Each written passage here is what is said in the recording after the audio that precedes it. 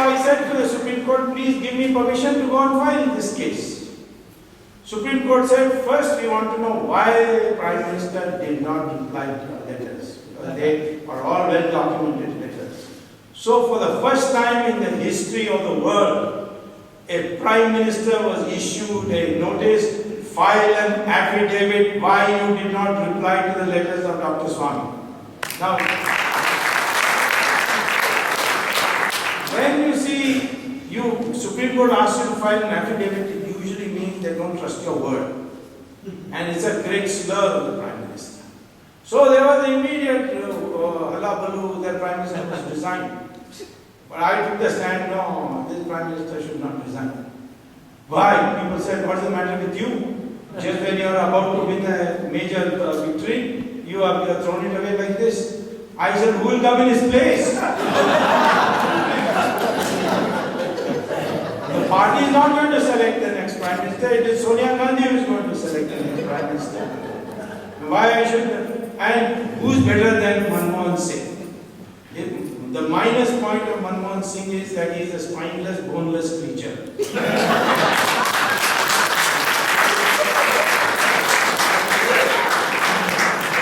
But the plus point is he's personally not taken any money. Now he goes, the next person will be corrupt and spineless both. So what is the point in bringing, let the whole thing go, but not Manmohan Singh alone. So that is my disagreement with BJP. They go on concentrating on Manmohan Singh. They concentrate on Sonia Gandhi. She is the person who is big. Manmohan Singh is empowered under the law to give me sanction. But he has got another sanctioning authority above him. Sonia Gandhi, he has to get her sanction first to give me the sanction. Anyway, he filed an affidavit, and in that affidavit, he said that, the affidavit, he gave all the details. Every letter of mine he has written, very important letter, many facts in it, please advise. And the civil servants have written, no, nothing to be done. Ignore the letter. So this man didn't have the nerve to say to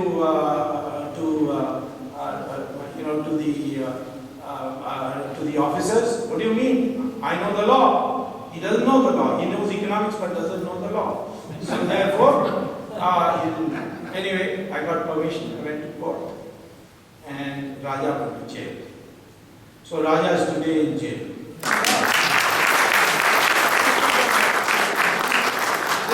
That Raja has a special friend. Her name is Kanimori, and I'm not going to define what special friend means, but she's a special friend. And she was a director of a company, television company, and that had suddenly got from this Shahid Balwas, Dawood Ibrahim's man, suddenly it got 275 crores. So therefore, I said she has got to give an explanation now why she got that money. Because Shahid Balwas gave the money, he's a real estate company, he gets a telecom license, and then immediately afterwards they give it to a television company. Why? So they have to give an explanation. She couldn't give any explanation. She is also confident. Then I found out that Aircel, which had got the license, earlier license, this Dayanidhi Madan was minister at that time. He started getting the license earlier than 2G. He got a 1G license. He was putting pressure on him to sell it to a Malaysian businessman who was called Anand Krishnan. He was not an Indian Tamil, he was a Tamil from Jaffna. And he was a multimillionaire. And he was not in telecom business. But he was putting pressure on Shiv Shankar, I'll give you trouble till you sell your company to this Anand Krishnan. This Anand Krishnan is the launderer of LTT money. So we have one side ISI, Chinese People's Army, LTT. What is our country? Some dharamshala that anybody can come and stay. You see, so there was I filed this case against him. Now he has lost his ministership. Maybe in 2 weeks' time, he's also being inside. Then you see, I too got a big surprise when the private secretary of Raja came to my house one night. His name is Acharya Ashirvadam. And he said, I am Ashirvadam, private secretary. Private secretary doesn't mean PA, it means that it's a government, it's an IAS post. And he managed the administration of the minister's office. So he said, I would like to talk to you. So I brought him in, he said, my conscience I can't bear. And I've suffered personal tragedies, and I feel that somehow, because I have committed sin, therefore I'm suffering, I'd like to become a whistleblower. And I got a whole lot of documents. And I made him then stand in the witness box as a CBI witness. He has given witness also. In the document I found that in 2006, at the urging of Dayanidhi Malan, the Prime Minister agreed that the price of spectrum will be decided not by cabinet but by two ministers, the finance minister and the telecom minister jointly. And the document showed that the 2001 price was not decided by Raja alone, but with the signature of Chidambaram also. He was finance minister. And Raja is in jail today because he fixed the price of 2001, but he didn't fix it alone. So why he should be alone in jail? So I filed another petition.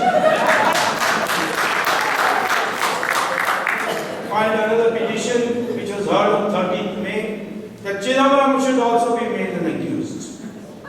The court heard me, and I tell you the judge's eyes did not work because Chidambaram has used all these public relations companies and all to get given image that he is somehow very knowledgeable, educated minister. But he is the most crooked of all. And he's probably got the second highest amount of money in Switzerland banks. And there may be more than 50,000 crores. And therefore, I filed, and the court heard me and said, now we want to hear the CBI also. So we'll hear the next hearing in July. I said, in July I have to teach at Harvard. So please fix it for August. So they fixed it for 24th August. After that, Chidambaram will also go to jail.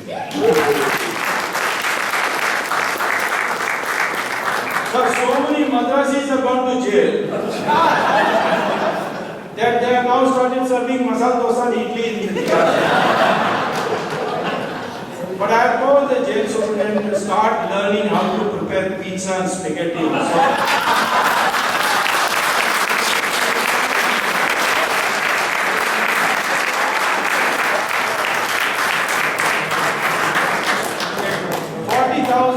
$40,000 crores, $40 billion lost to the country, but the bribe amount is 60,000 crores. And it has been shared 36,000 to Sonia Gandhi, 3,000 only for Raja, only 3,000 crores, small amount. 5,000 crores to Chidambaram. That makes it 8,000 plus 36,000, 44,000. Remaining 16,000 crores went to Karnamini. And justifiably because he's got 3 wives and a lot man. So this amount of money, what will you do with it? Many things, many ways you can do in the Indian economy with that money. Supposing I start buying luxuries left, right and center, like Raja has bought 6 Mercedes-Benz, beautiful house. Or I start going to 5-star hotels on a daily basis. Or I build 5-star hotels. This kind of money is used, you can't build a factory with it, because then the income tax will ask you, how did you get the money? Or you can consume it. And you can put things in your house, buy antiques, buy this thing, buy paintings, this kind of thing, gold, or send it abroad through the Avala and put it in foreign banks. Do you know that India is supposed to have anywhere between $500 billion and $1.5 trillion in Swiss franc alone. There are 77 countries where you have safe banking or what is called secret banking. But Switzerland alone has between half a trillion and 1.5 trillion. Of course, now Switzerland is tightening its laws, so maybe they will start going to other places like Macau and Cayman Island and so on. And this amount of money which is kept as deposits in these banks, you don't get interest on it. You are charged 2% service charge. Yeah. And then these banks lend this money out in the United States and all and earn 4%. So 2% plus 4% on $1.5 trillion. How much money Switzerland is making by doing nothing?